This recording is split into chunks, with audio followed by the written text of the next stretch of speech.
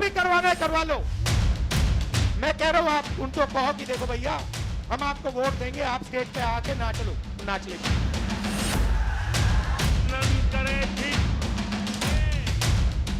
ये कांग्रेस और ये आरजेडी के लोग क्या कर रहे हैं?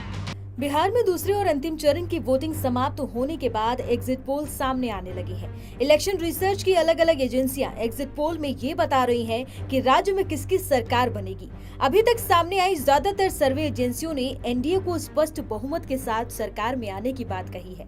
ज्यादातर सर्वे एजेंसियों के एग्जिट पोल में एनडीए को बहुमत बताया गया है, जिसके आधार पर ये कहा जा रहा है कि बिहार में फिर से नीतीश कुमार है। आपको बता दें कि तेजस्वी ने पूरी ताकत से चुनाव लड़ा, लेकिन एग्जिट पोल में वो पिछड़ते नजर आ रहे हैं। दूसरी ओर सोशल मीडिया पर धूम मचाने वाली प्रशांत किशोर की party Jan Suraaj exit poll में 5 में से 0 सीटें लाती नजर आ रही हैं। उल्लेखनीय है कि बिहार में विधानसभा की कुल 243 सीटें हैं। यहाँ बहुमत का आंकड़ा 122 है। राज्य में इस समय एनडीए की सरकार है और दूसरी ओर विपक्ष में आरजेडी, कांग्रेस, लेफ्ट और वीआईपी का महागठबंधन है। दोनों गठबंधनों ने चुनाव प्रचार में अपनी अपनी जीत का दावा किया था। अब एग्जिट पोल में सर्वे एजेंसियां क्या कहती हैं, ये आगे आपको बताते हैं।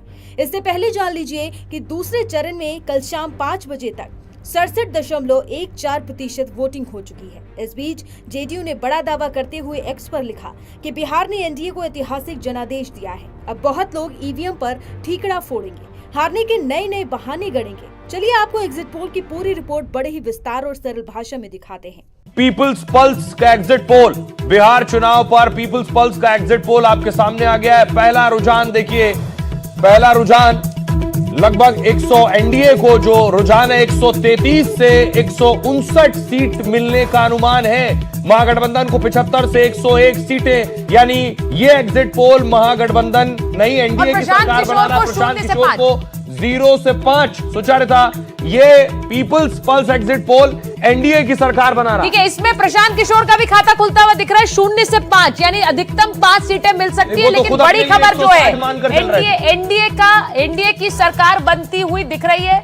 पीपल्स पल्स एग्जिट पोल में महागठबंधन को 75 से 101 सीटें मिल रही है, यानी कि एनडीए की सरकार। अब जो पहला हमारा एग्जिट पोल का जो एक खाता खुला है सुमित, उसके अंदर एनडीए की सरकार बनती हुई दिख रही है। अब इस पोल का जो एक सैंपल साइज है वो क्या है हमें नहीं पता है, लेकिन ये देखिए सबसे बड़ी खबर है इस वक्त। जल्दी एक रिएक्शन ले लेते हैं इस एग्जिट पोल पर, ये बताते हुए सुहेल की ये एग्जिट पोल है। एग्जैक्टली जो है वो 14 तारीख को आएंगे। जी बिल्कुल 75 से 101 सीटें महागठबंधन को। सतीश जी जल्दी से एक रिएक्शन सबसे पहले आप खाली ये बता दीजिए ये पीपल पल्स का पीपल कौन है, ये बता दीजिए पहले, है ना? और ये हर चुनाव में नहीं कौन है ये, हर चुनाव आप बता दीजिए कौन है ये।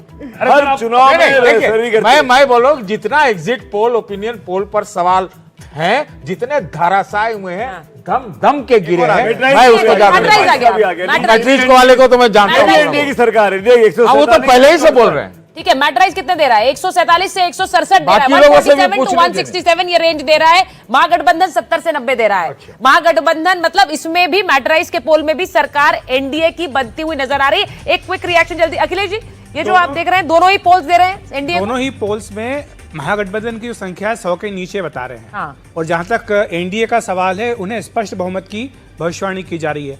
और जो प्रशांत किशोर जिनके बारे में कहा जा रहा था कि वो थर्ड पार्टी बन सकते हैं, थर्ड फोर्स बन सकते हैं, एक्स फैक्टर बनेंगे, वो कोई दम नहीं दिखा रहे हैं।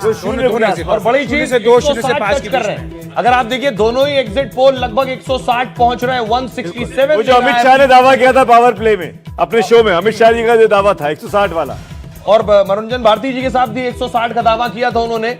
160 मैट्रिक्स भी 159 दे रहा है, 159 दे रहा है, एक कम 160 दे रहा है। सभी मेहमानों से एक रिएक्शन, ऋषि जी आपका रिएक्शन। 147, 167, 133, 159 एनडीए के लिए।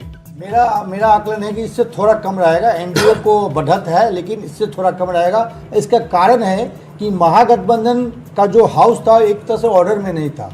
आपने देखा जय जी ये एग्जिट पोल पर रिएक्शन। देखो दो चीजें, ये जो अभी गठबंधन लड़ रहे हैं एनडीए बनाम एमजीपी, दे आर मोर और less the same what was in 2024। वही गठबंधन है, दोनों वही दल हैं दोनों तरफ। एनडीए को फायदा और एनडीए को ज्यादा सीटें मिल रही हैं। बिल्कुल, तभी 2024 का भी अगर हम रिजल्ट असेंबली वाइज तोड़े, एनडीए की 174 थी, तो ये कहीं ना कहीं आंकड़ा उसकी तरफ जाता दिख रहा है।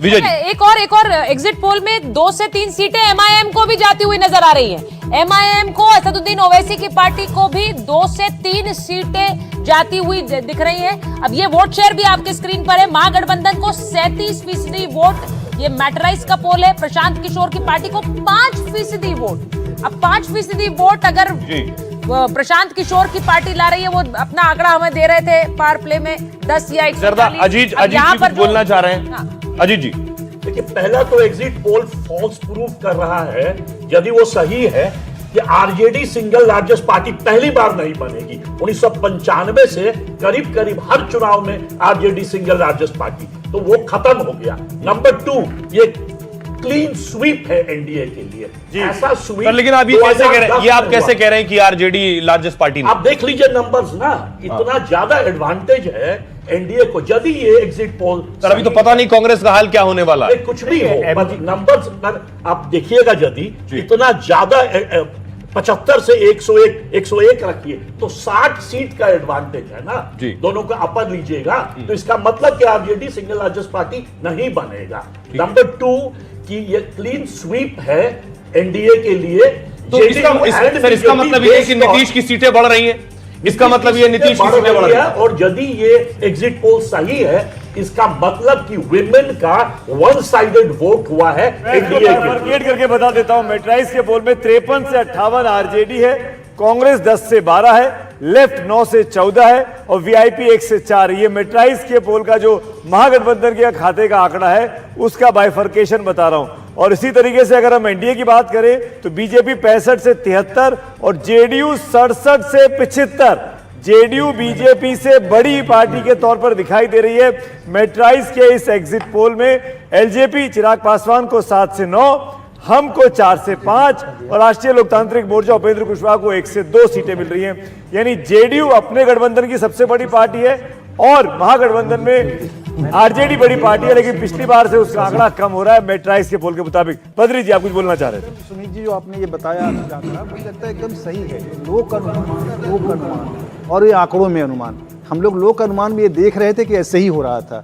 और आप हम लोग इसको कहते हैं qualitative research and quantitative research. Qualitative research के परिणाम है जो क्वांटिटेटिव में दिखाई पड़ रहे हैं। यानी नीतीश कुमार का नायकत्व उनको बहुत उभरा है बिहार में, और उसके कारण ट्रस्ट वैल्यू उनका तो है ही है, साथ साथ सिंपैथी जुड़ गया उनके साथ। और जो लोगों में यह है कि जो है वो उसको खोना नहीं है, नया आए उस पर विश्वास नहीं हो रहा है, जो है उसको खोना नहीं है। तो नीतीश कुमार के समय में जो उनको मिला है, खासकर महिलाओं के पूरे आत्मस्वाभिमान के बीज तत्व है नीतीश कुमार।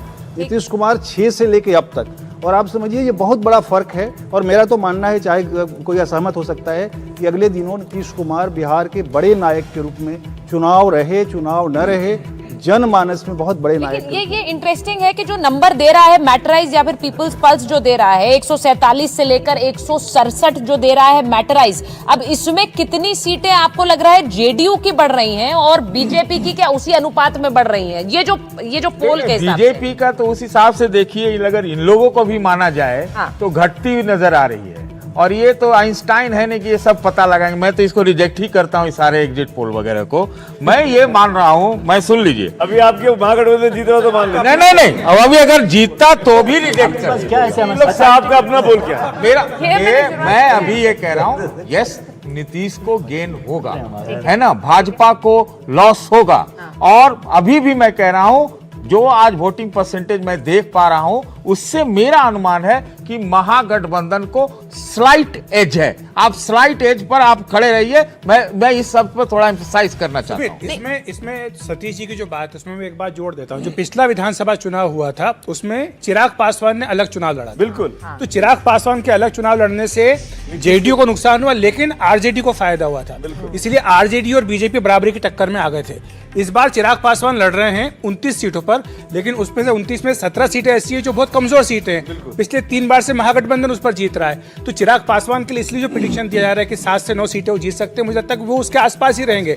लेकिन फायदा इस बार उनके साथ आने से जेडीयू को हो रहा है। जो पिछली बार उनकी ताकत कम हुई थी, वो ताकत इस बार जुड़ गई।